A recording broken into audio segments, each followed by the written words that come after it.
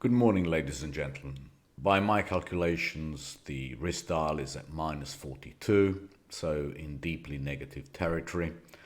This week we have the Fed, and it's going to be a pivotal week because either the market will decide that the Fed will control inflation and stabilize, or it will just totally fall apart because the market will decide that the Fed is way behind the curve. I favor the first option, and I'll give you my reasons. But it will be a very interesting week because there's a distinct possibility that volatility now spreads from currencies and bonds from where it has been to other asset classes like equities. And I think we are very likely to see very strong two-way volatility as the market tries to decide which one of those options works.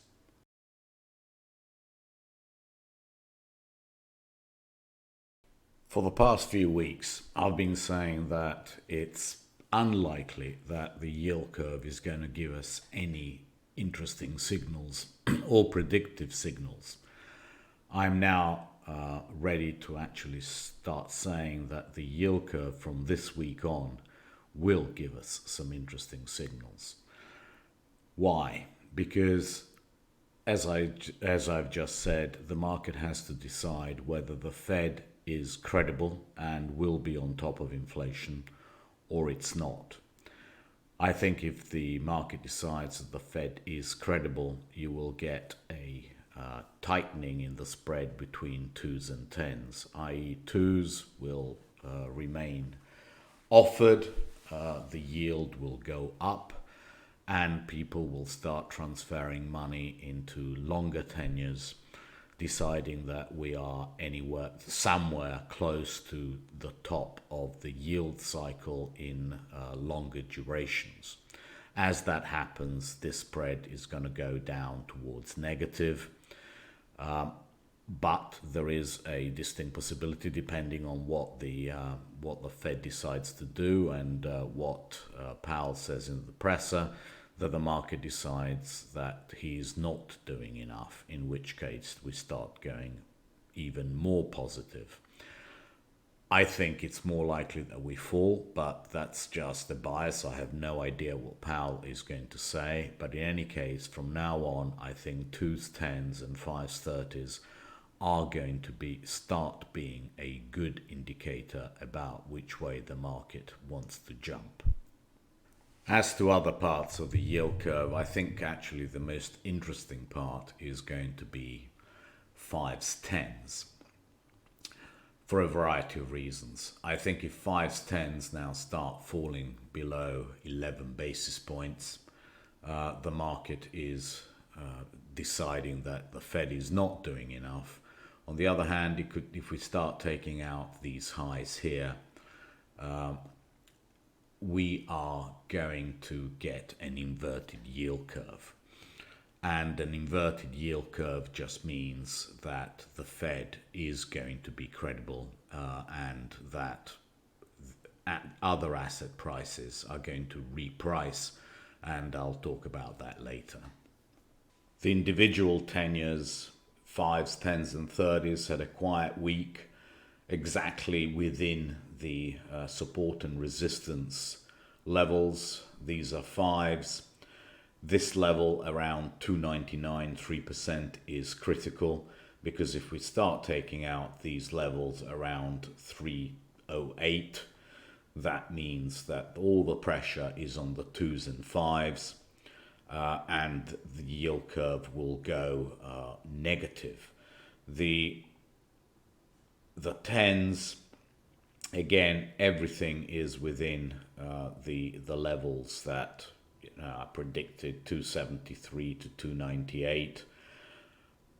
Again, my favorite direction is for 10s and 30s to start coming down, while 2s and 5s keep on trucking to the upside or stay roughly at the same level. I think the Fed has no choice but to be aggressive, but to be hawkish. And if that happens, I think the likelihood is that the longer term assets, and especially the 30s, start coming down towards this 271 level and start saying that the neutral rate, that they're going to stay around the neutral rate. And that basically that would say that whatever the Fed does, the neutral rate is not going to move very much. And that is going to be supportive of equity prices. On the other hand, if these 30s decide that no, we're going to go up to 320, 330 because we don't believe the Fed, that is going to cause massive volatility in equity valuations. In TLT, that means that either we break this 115.26 level to the downside, or at least test it, or we return to this 127.37 area that is, to me, so important. I favor a return to it, and that we get stability in the longer end because the Fed has a credible policy and the market decides it is credible. But the big danger is that we bust down through, in which case there's going to be absolute carnage, because we really don't have any support until this area here, which is, around the 101, 102 area. And that would cause, I think, a total repricing down to the 15, 16 multiple in equities, which is a long way down. And that's why I think that the Fed really shouldn't allow it, because it needs to be credible. And if it is credible, we trade 127 and stay there for a while until we see developments. If the market decides it's not credible, it's going to be a bloodbath to the downside. The one central bank, apart from the Bank of Japan, that I don't think the market considers credible at the moment is the ECB. And that is why I think all the danger for higher rates is in the very short end of the German curve. You can see from this monthly chart that basically we are going to be at a really incredible inflection point. Anything over this area, 35 or so basis points, takes us all the way above 100. There's nothing in between. Okay, so this is shit or get off the pot. I very much doubt that we see again a negative rates and this next support, which is at around -10.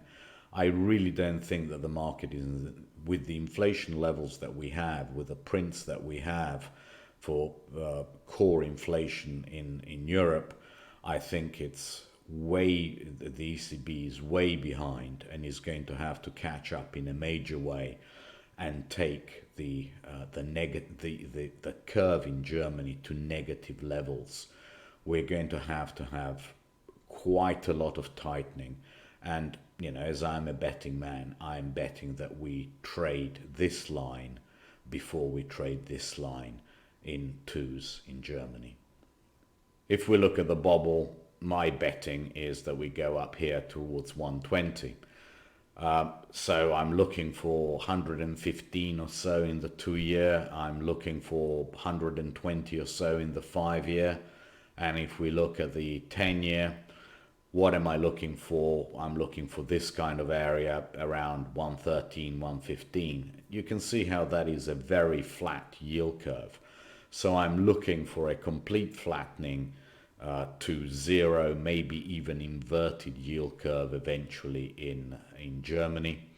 And France, to me, says that is what we're going to get. France is going to 170 in the 10-year. If you take a 50 basis point spread between Germany and France, that gives us around 110, 120 in Germany. So just what I showed you.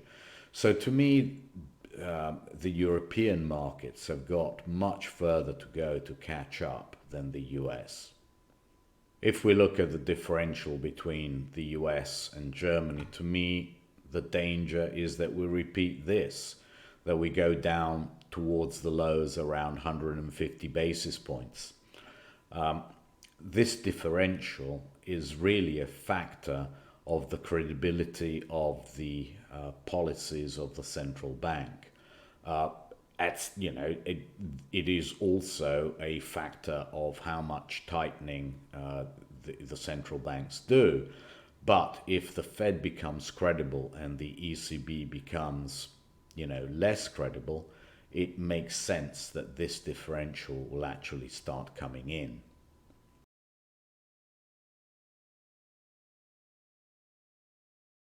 The Dixie has basically achieved every single objective and then some. We basically do what we always do, and we took out the previous high, which happened in late 2016 by a couple of ticks, and then we reversed. And it makes sense to be around this 103 area for when the Fed comes in, 102.82, and then we see. My bet is that we are so overextended, and from what I've been telling you, if the Fed is credible, actually the longer term interest rates start coming in against Europe, and then the market starts waiting for a catch up from the ECB. It might take a while, okay, it might take several weeks, but to me, being long here, dollars is, it's not very smart. The odds are not brilliant. I think it's more likely that we come back if interest rate differentials turn back down towards 100. But, I'm perfectly prepared for the eventuality that we actually just keep on going, in which case the targets are many percentage points to the upside. It'll be up to the Fed. If the Fed is credible and the ECB is not credible and keeps on resisting the increases in rates over there, then there's very little to say that the currency is going to take the hit, and it could go quite a long way to the upside. If we have a look at a weekly chart of the Euro USD, basically we have these levels here, 103.5, and those would be the target. But I think it's much more likely that the Fed is credible and that we basically trade sideways with this 109.90 area as a cap for a few weeks, much like we did here and here, waiting for the ECB and to see if the ECB also catches up with the Fed and becomes credible and those spreads start coming in. And my expectation of that yield curve becoming flat to inverted in Europe should support Euro USD around these levels. I don't think it makes any sense for the ECB to be a Bank of Japan and look for a weakening of its currency, because that is going to negate any tightening that they do. I think it's in their interest to keep Euro USD stable at around the 110 level while they tighten. But I'm prepared for both eventualities. I just know that being short here through the weekly Bollinger Bands, and when both central banks are going to decide what they're going to do, is, you could be offside by 200 basis points in minutes.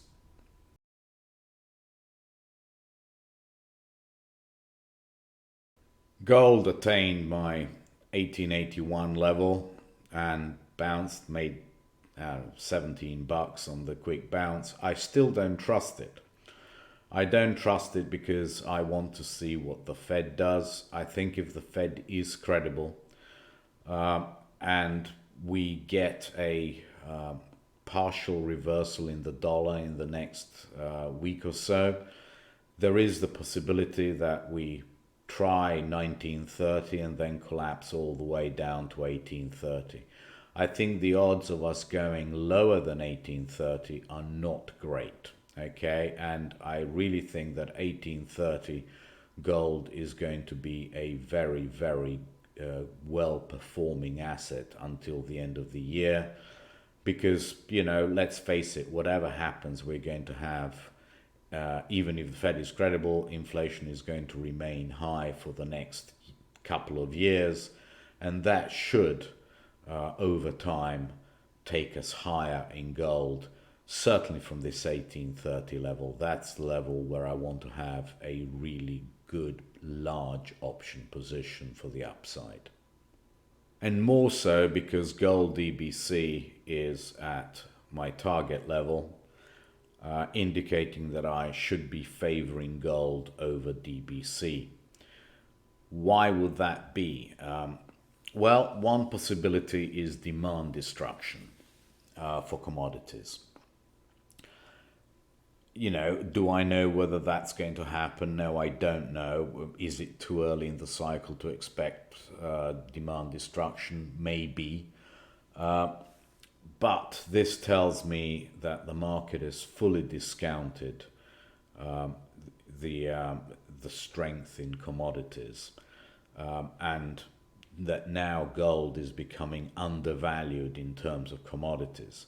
And therefore, to me, it makes far more sense to be looking for buy spots in gold than in commodities. Especially if we look at certain other spreads like gold to copper ratio, and we can do that now. This is a gold copper ratio, and you can see that it's breaking up to the upside. You know, this level here around 10 is going to be interesting to see if we start breaking up. But basically this is Gundlach's favorite indicator, forward indicator for what the bonds are going to do. And this is saying that bonds are going to rally. Because as gold goes up against copper, that means that the production of the economy is going to go down. And that should basically match up with my view that the Fed will be credible and that long-term rates will not start spiking higher. It certainly led by a long, by a long way what bonds were going to do, right? So this, when it started collapsing here, that was the signal that bonds were going to collapse. And now that it's going up, it's a signal that it's leading bond prices higher and yields lower. So everything that I see tells me that gold should be better than commodities. And, you know, I have to listen to the spreads, and really it makes sense. Demand destruction at some stage will be upon us. If we look at just what copper did last week, I mean, it's it could start breaking, this kind of wedge formation.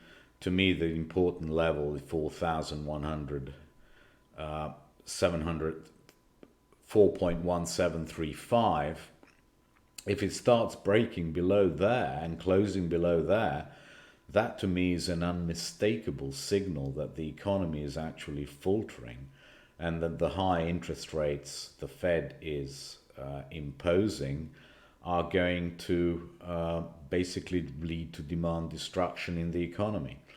And that would make sense. Does it happen now or in 6 months' time? Who knows?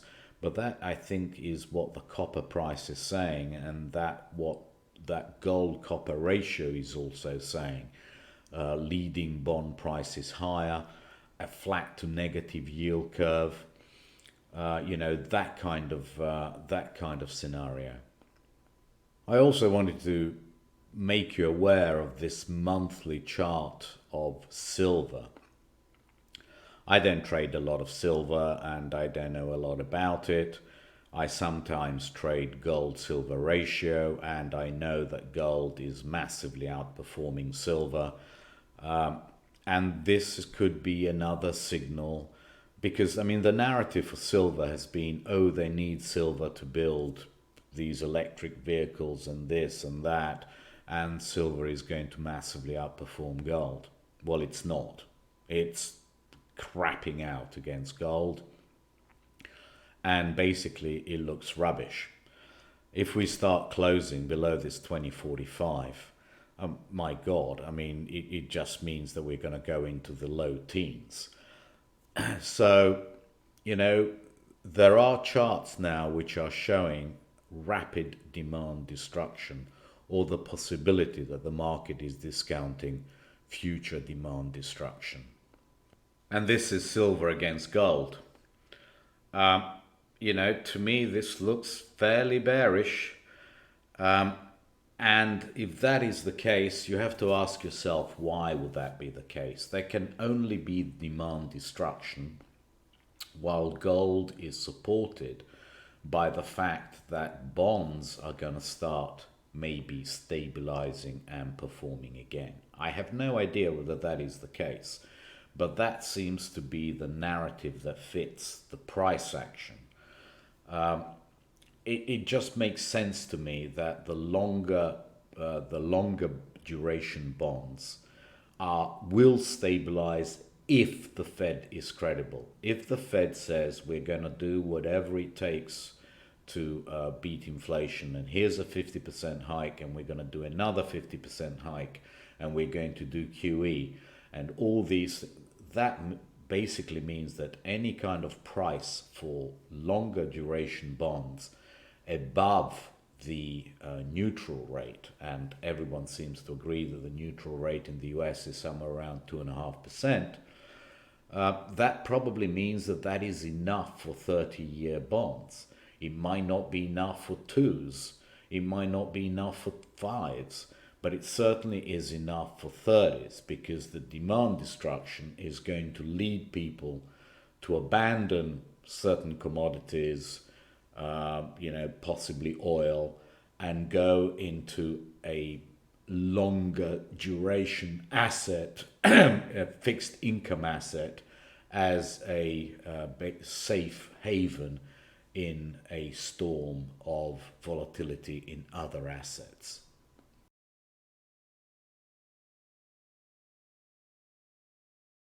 This is a very interesting chart, and thank you very much for top-down charts. USA large cap, worst performer of just about all assets last month. And it's not really doing all that brilliantly in terms of year to date. That has to be a sign of demand destruction, doesn't it? I just don't know how else to call it. I just leave it with you. It's an interesting chart, and no more than that. I just wanted to update you on the Blue Angels. What do I think? I think we are going to do something like this.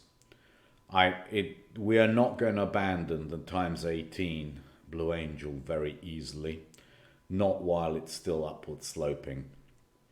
I think the volatility is going to be a two-way affair. I think it might be below and back to above, below and back to above. I don't think that we are likely to have a dump and stay down. To me, that makes no sense at all.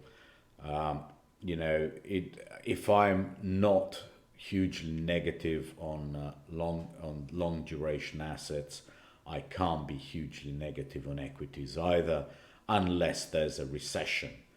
And then you're looking for the differential between SPY and TLT to start swinging massively.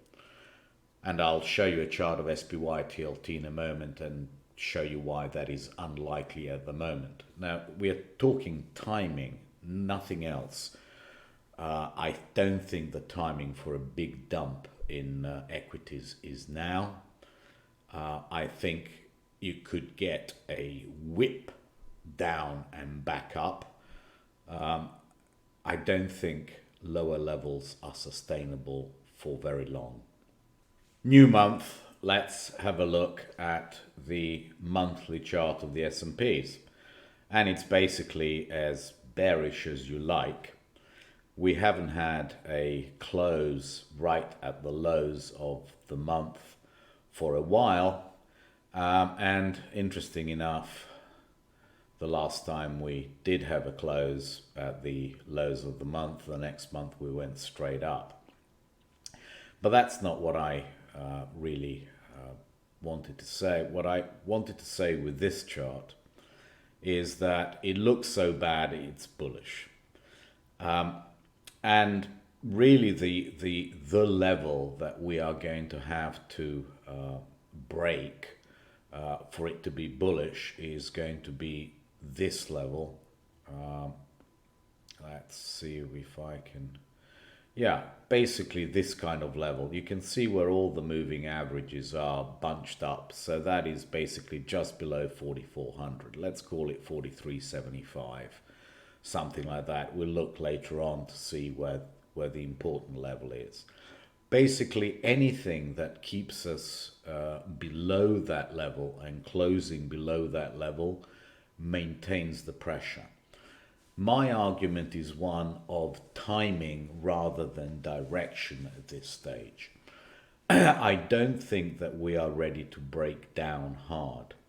I really don't see that, and if we do break down, I think we trade back up to this kind of area. Simply because if we are going to get demand destruction and a recession and not a soft landing, it's going to take time for the data to show it.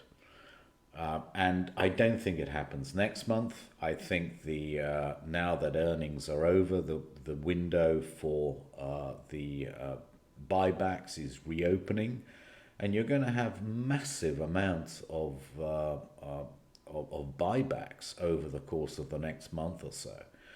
So therefore, I think any push down is going to be bought aggressively. Unless and until data says that we are heading for a hard landing. And with employment the way as strong as it is, I think in the US it's very unlikely that we're going to get any kind of bearish data until at least June, July. If we go onto a weekly chart, this actually suggests that we might trade this 39.43 to 38.70 area.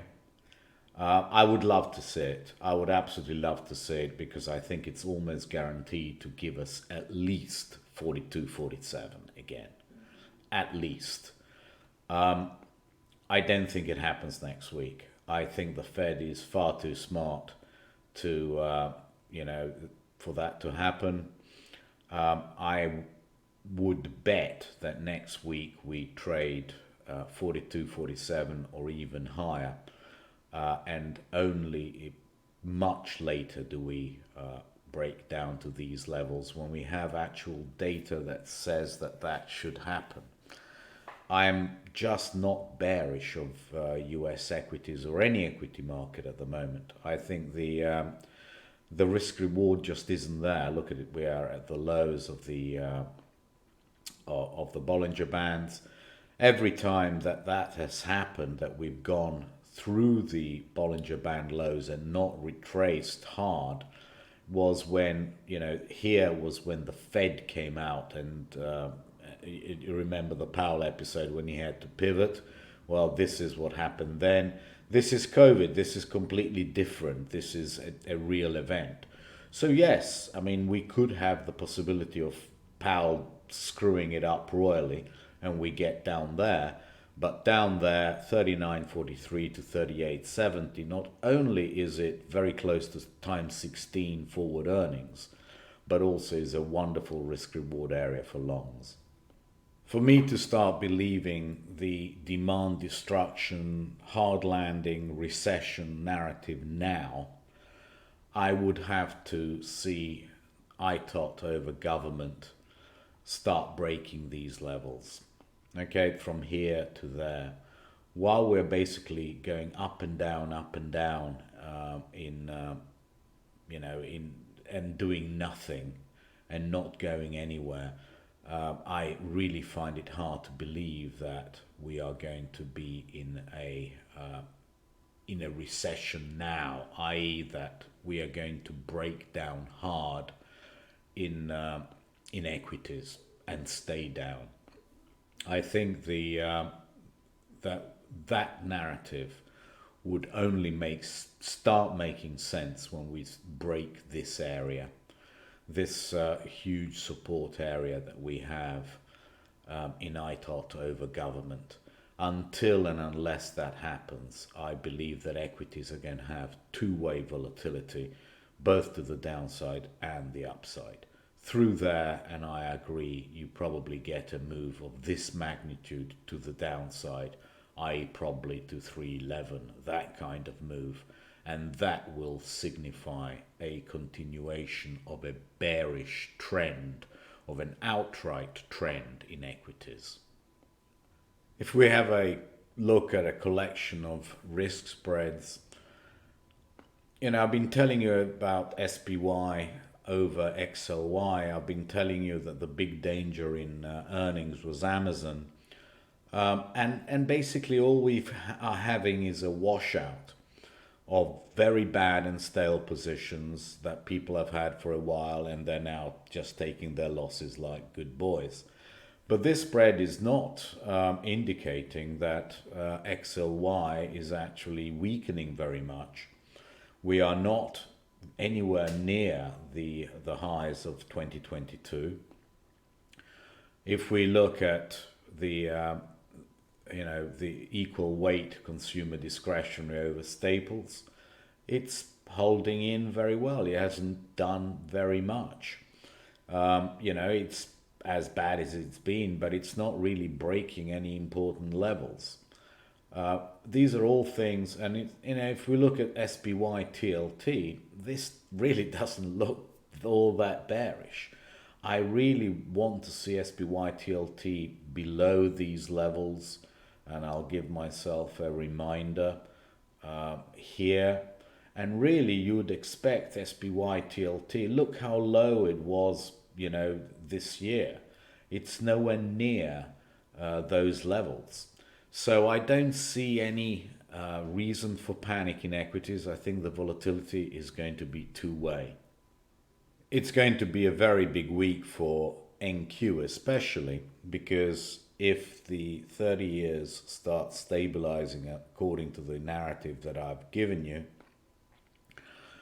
then actually NQs to start stabilizing as well and having a bit of a so now NQ has been leading stocks lower as the bond market has been weakening and basically high beta has been offered. You could get the possibility of a complete reversal of that depending on what the Fed does. And I'm saying it's a possibility. I'm not betting on it. I have not even thought of putting a position on anywhere near here. But I want to see how it acts next week, because if it does come down into this 12,400, 11,800 area, or maybe even lower, and fill this gap around 11,200, it could be that the next logical move is that NQ, if the bonds stabilize, is the one that stabilizes most and probably trades all the way back up to the 200-day moving average. And that we get a reversion of this spread that we've been having with the NQ leading the markets down and with the Dow Jones being the least affected and the NQ being the most affected. We could get a complete reversal of that with NQ actually being the one that's hit least on the downside, and the industrials and the financials getting hit to the downside instead of high tech. And this is that chart. This is NDX over INX, i.e. basically NASDAQ over S&Ps. And as you can see, we are coming back within a whisker of where we were when COVID struck. This is basically COVID. And then we broke up. And we've basically retraced it all. And this is the trend. This is the most natural trend in the world, where high tech outperforms everything else because it has the most growth, right? So it just makes sense that this trend continues. And here we are coming back towards trend and the very long-term moving average. So it makes sense if bonds stabilize.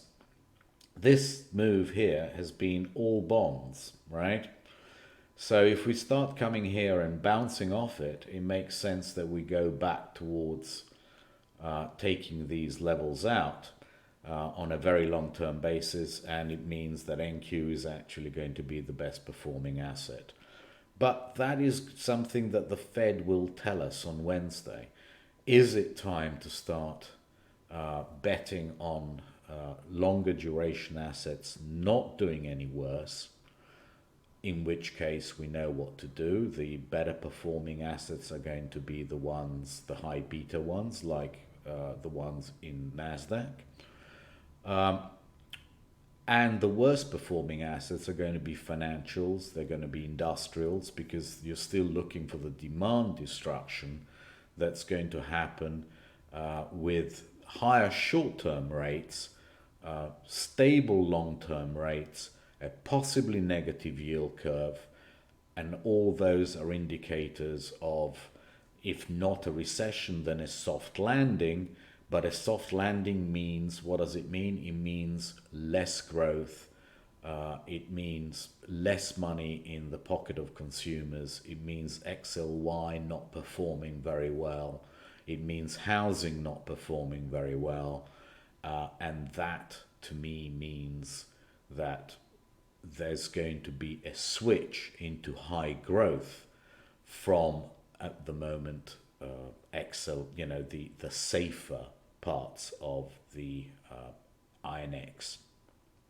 Another interesting observation is that Europe did absolutely nothing last week, as did Japan, as did EEM.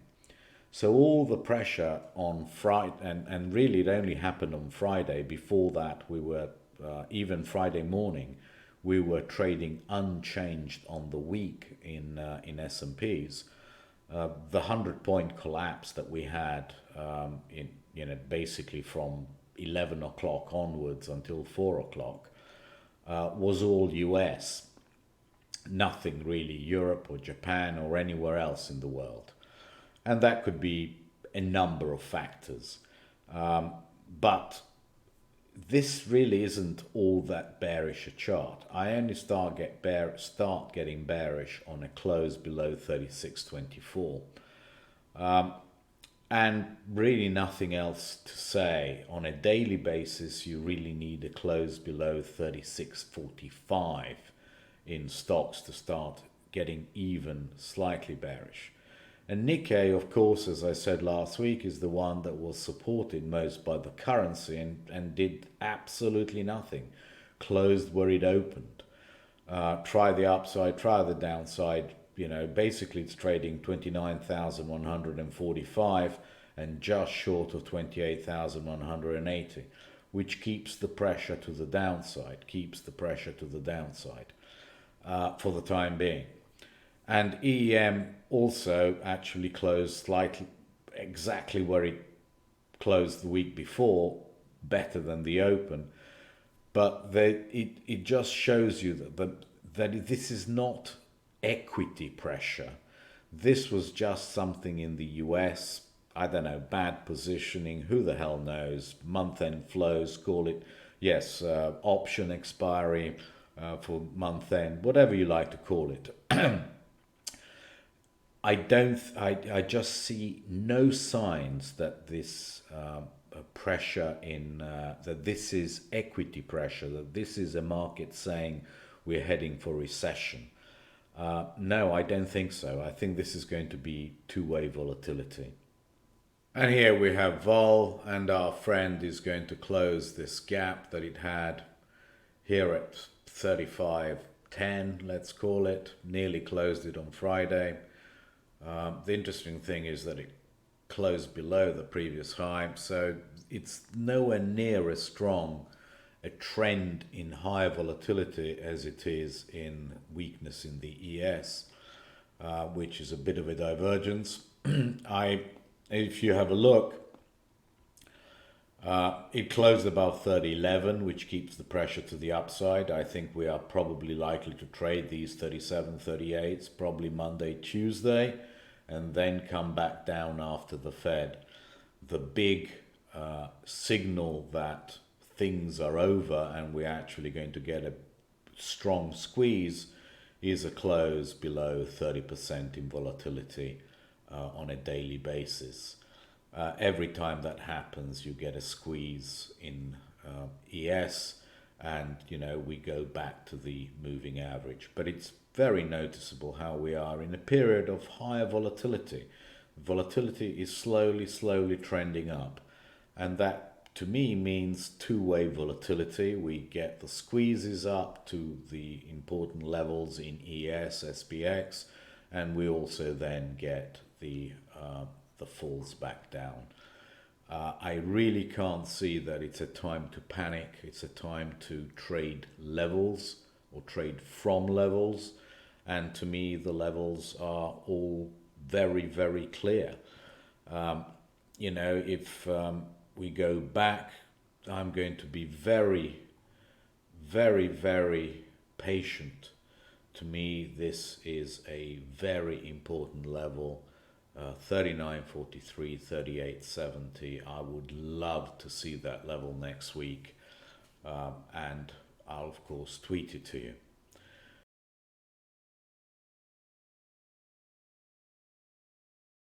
I have updated the levels, and really the yield curve will start telling the story next week. If we get a flattening to negative, then that the 30 years are all right. They hold their levels, and all the pressure then reverts to other asset classes like the components of the SPX, like XLY, like housing, and that provides for two-way volatility as the internals in the SPX swing. It's going to be exciting. I think we could get a bit of a retracement in the dollar down towards 139 if these start moving. But to me, the clearest is to be short of the Schatz of the 2-year and the 5-year in Germany. I think the risk reward there is still the greatest, but we shall see. And of course, I'll keep you informed as to my views throughout the week. I think it's going to be an important week, and one with two-way volatility. I think it's just too early and too easy to think that the SPX goes down and stays down. Thank you very much indeed, and tweet you on Monday.